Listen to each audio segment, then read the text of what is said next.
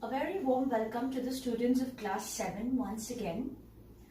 Today we are here in the literature class, and today I will be completing with the story that we had started earlier, A Shot in the Dark.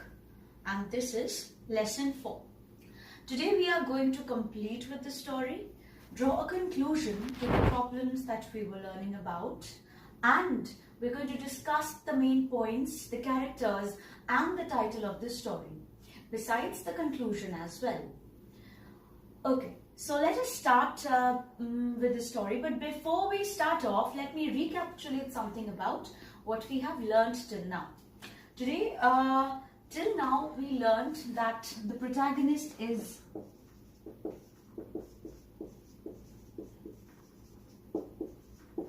Philip Sletherby. He meets this man Bertie. We know Sletherby has a kind of a political agenda, and Bertie is an occupant, and Sletherby is supposed to meet a Lady Saltpin Iago, and Bertie happens to be the lady's second son. So seeing that, taking that chance, Bertie asks for a few pounds from Mr. Sletherby, which he does not decline at the very first instant. He tries to test as to if Bertie is real with his identity or he's a con artist. So he deliberates on that fact, and then he comes to the conclusion that Bertie is a con artist because he feels, Sletherby feels that he lays a trap for Bertie first. Alright, and Bertie simply walks into it. He tells that he has never seen his mother, and therefore he tells him that if he could recognize her if she comes to the platform.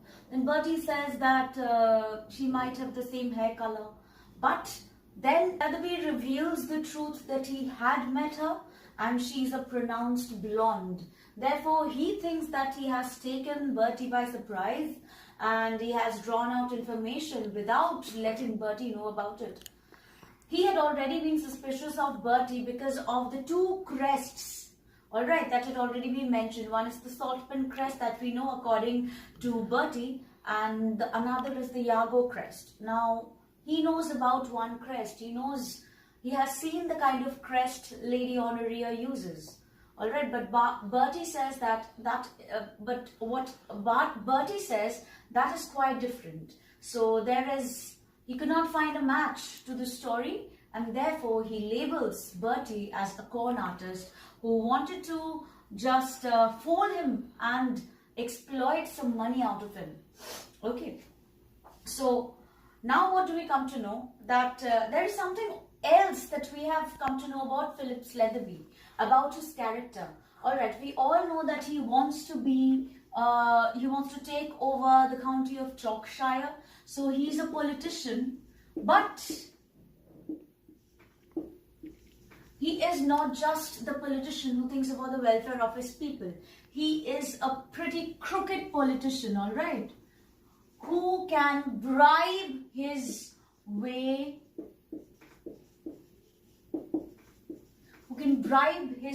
to get to the seat.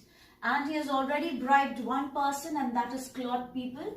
Claude People is another character who comes into view. Alright, so he happens to be a lawyer, and also one of the people who's got a good influence in Chalkshire, and whose approval was important for Bertie as well. So he has already bribed him with a very graceful and symmetrically designed enormous car. Alright, and which the the author has exaggerated to be like a hotel lounge, combining that of a space of a hotel lounge and an engine room together. So that is how he cannot stop talking about the car, Claude People himself, because he is loving it. It's very elegant, it's comfortable, and it speaks about the latest locomotive parts, the latest designed car. Alright, so that is what we get to know about the people who are in authority, okay, who want to be the government, who want to work for the people, but in reality these people, their lifestyle, they are not the ones who are very humble. They are not down to earth people, all right? Because they talk about playing golf and talk less about the important matters related to the people.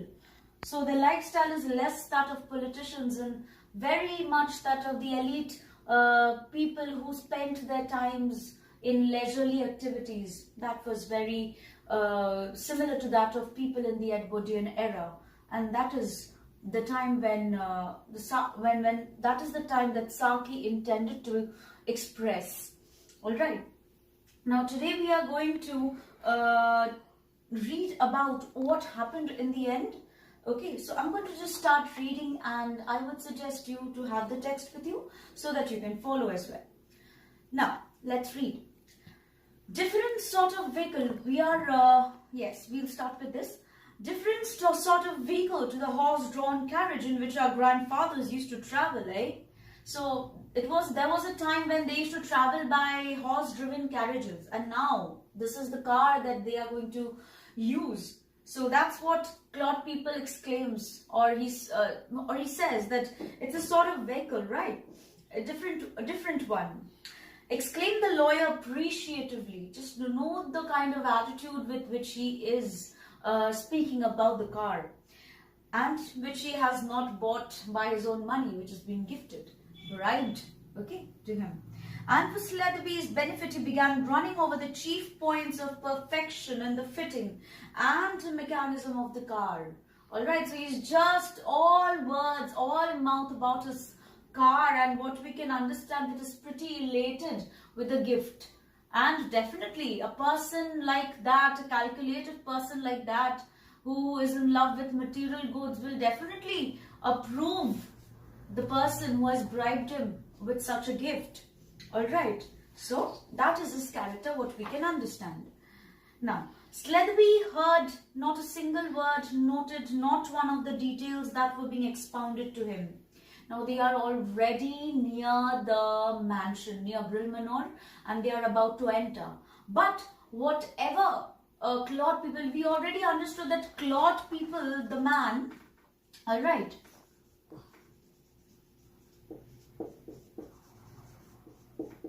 Claude People is a kind of a person who talks a lot. Okay? He's very chatty. Because we've already heard him that he greeted him very noisily. So he always liked to make a noise for everything. So what did he do? Whatever he was saying that couldn't be expounded by Philip Sletherby. Expounded meaning explained. Alright.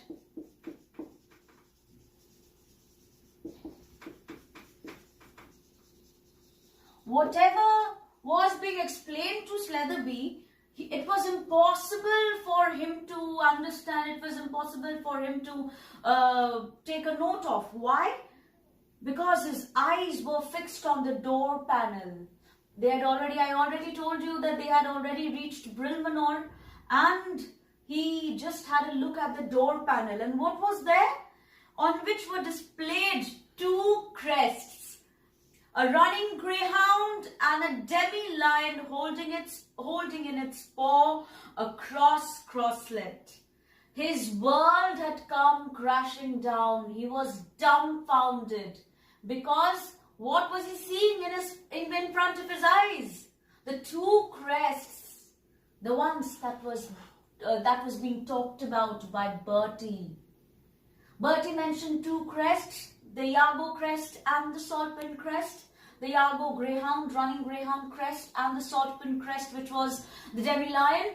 Both were there on the door panel.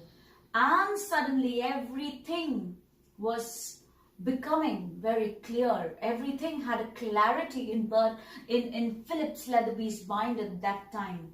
Therefore, he could not give his mind to what Claude People was telling him. Claude People was not the sort of man to notice an absorbed silence on the part of a companion. Now let me tell you something about Claude People's character. Now these politicians, what are they supposed to be? He's supposed to be a lawyer, right? He's not a politician though, but he's a lawyer. What is he supposed to be? Yes, they do have the gift of the gab. They do know how to talk.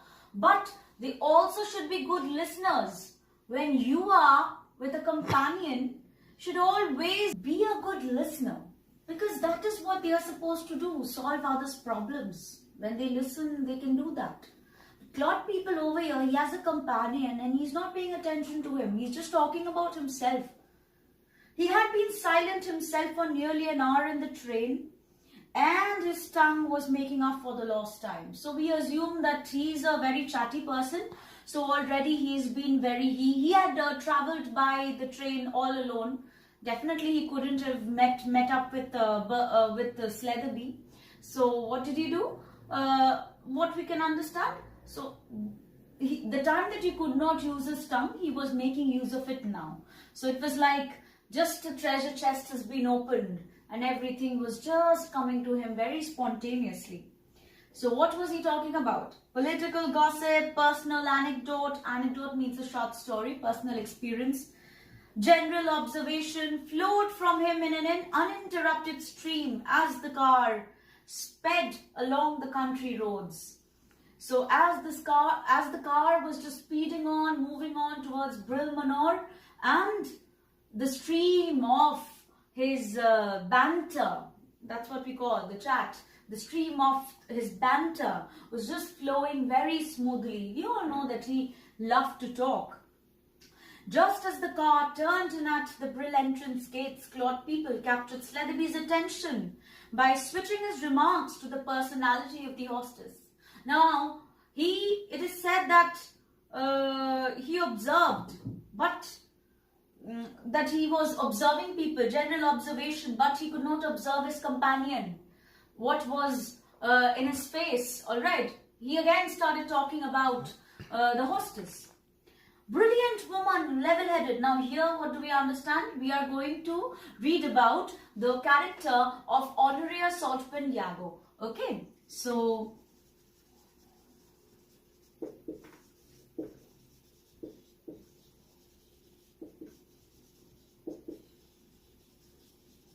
we are reading about the character of Mrs. Saltpin Yago. So let me read. Brilliant woman, level-headed, a clear thinker, knows exactly when to take up an individual or a cause, knows exactly when to approve of a person or approve of a cause. So she was full of wisdom, as they talked about. Exactly when to let him or it drop. When to drop a person, when to leave a person, when to let go of a thing, or when to let a person come in. Okay, in the business, of course, or even in important matters. Influential woman. I wouldn't dare upset her. And what is so important to know at this point of time? That nobody would dare to upset Mrs. Saltpin Yago. But too restless. So, you know, a person who's so influential, who does so much, who's thinking about so many things, most of the times that person is very restless. No repose. Repose is rest. Okay. Repose is rest. Like she does not give even some time to herself. No rest. Good appearance too. She looks well. Now this is the time where we are supposed to learn about the main part of the story, the ending. Till she made that idiotic change. And what does Claude People let the readers know? She was quite fine before she changed something. And it was too idiotic to look at. It was too foolish of her to bring about that look. Change? Queried Sletherby. What change? What change are you talking about? What change? You don't mean to say, oh, of course, you've only known her just lately. But it is difficult for Philip Sletherby to actually know who Honoria Saltpin Yago is in reality, or who she was, because he's just been acquainted with her. It's not that he knows her closely. She used to have beautiful dark brown hair, which went very well with her fresh complexion. So what do we come to know? What is it revealed at the end? what is the thing that hits Phillips Leatherby or strikes Phillips Leatherby in such a harsh manner? It is the fact that she, which is Honoria Saltpin Yago, had beautiful brown hair.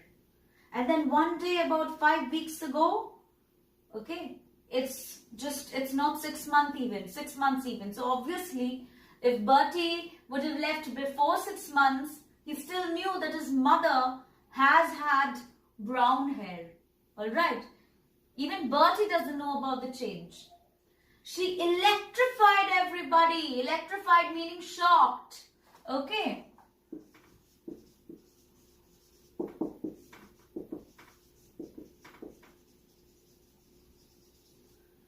Shocked everybody by appearing as a brilliant blonde. Quite ruined her looks.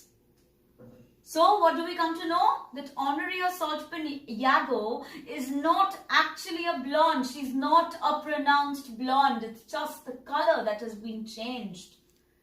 She has brown hair, dark brown hair, just like Bertie, because she's Bertie's mother. Here we are. I say, what's the matter with you? You look rather ill. And now Claude People, he notices Phillips Leatherby, and the color has drawn out of Phillips Leatherby's face. Alright, he's got a pale look about him because he knows what a mess he has created. What a humongous trouble he has put himself into. Alright, he did not want to help Bertie, or he did not want to pull Bertie out of his hole, and he has rather dug a grave for himself.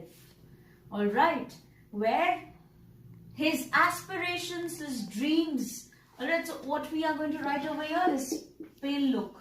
Okay, so pale look talks about the fact that he has lost all his dreams, all his aspirations of becoming a politician or governing the county of Chalkshire. It has all been ruined. He has missed his shot. It could have been a shot in the dark. He thought it was, and he had missed it. And nobody would have liked to upset the lady, but he did. Alright. You know, what we can understand over here is the people out here. Why nobody wanted to upset Honoria Saltpin Yago? Because she was amongst the people who made the rules. Okay, who was in the governing body.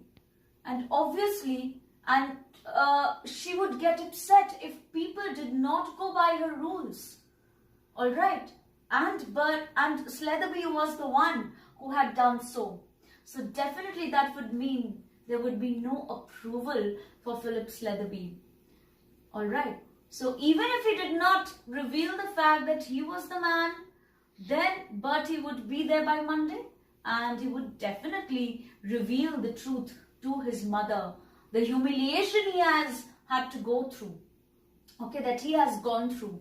So it meant that everything what Phillips Leatherby had imagined, the applauses at the dinner table and everything else, the impression that he was about to make, all are going to vanish into thin air.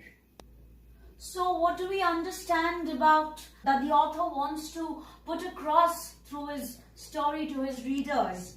Now this story is a proper satire. Alright, I've already explained to you that satire makes uses of this, irony, humor. There were many humoristic elements in the story. We've already come across that. It helps us laugh, and definitely the ending, it made us laugh a lot. Okay, and not only that, there are points of exaggeration, use of puns in the story, so that we know that it's a satire.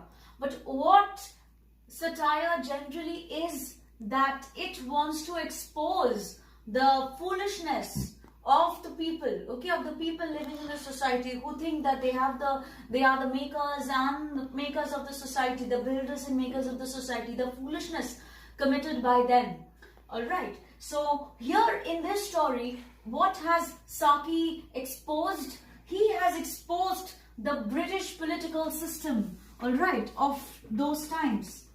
The British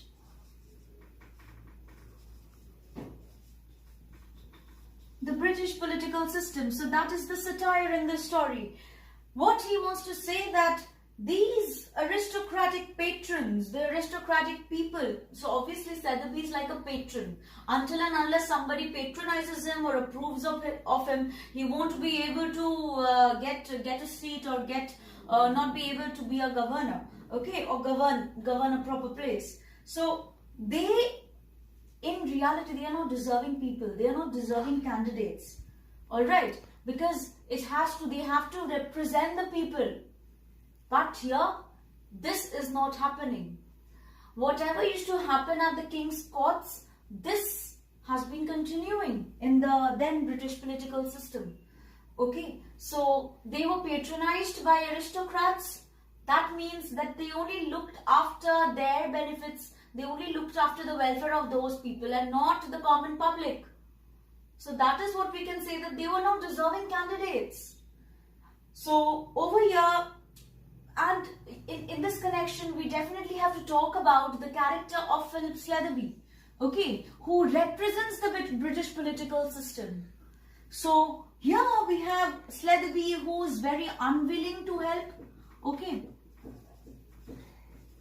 A person has asked him for some money for help, all right, he is, whoever he might be, it's just a few pounds. Obviously, he has a lot of money because he could buy Claude People such an expensive car, and a few pounds wouldn't make a difference. But at that time, what he did not show his willingness to help. All right, and then he wanted to make a show of his cleverness out of that. And not only that, he's very judgmental, the manner in which he judges, okay, judges Bertie. And not only that, he's calculating. He's already thinking about what should he do or what he has already done in order to get that seat, in order to get that position. He wants to secure that position. And definitely, okay, he's immature. Why he's immature? Because the manner in which he behaves, the attitude with which he behaves with Bertie, and not only that, his desire to secure a position. He did not even have that confidence in himself, and he just needed approval of people. So that was what we can understand. He's only self-interested. Okay, he only does things out of self-interest. If he has got some interest in it, if he has got some benefit out of it, so he's going to do that work. So most of the people during that time who wanted to come in position, or who had the who had the rules in their hands, the aristocratic people, they showed that kind of attitude, and Philip Sletherby is but a representative of them, as shown by Saki. So here what we get a clear picture, and this is the real, that is why we call this a satire. And there is something that I would also like to talk about, the title. Now the title over here, A Shot in the Dark. So this is the point of irony. Okay, this title is ironical. What we understand is this could have been his shot, his only shot. So it could have been a shot in the dark, he could have helped him, and it could have been the fact that Henri Assault Peniago would have been impressed. But it couldn't be. What he thought and what he got was definitely the opposite, and that is why it is known as, we can say this, that the title is very ironical.